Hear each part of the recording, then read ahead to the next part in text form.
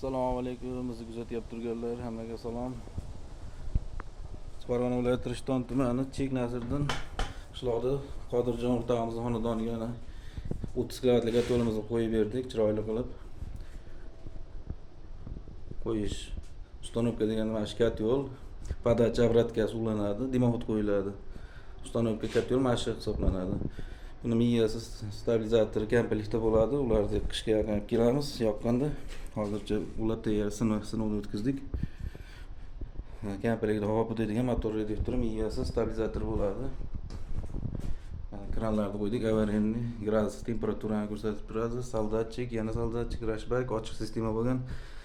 Siliv, har bitta prolyotda отдельный silifi bor. Hammasi tashqariga chiqib ketgan.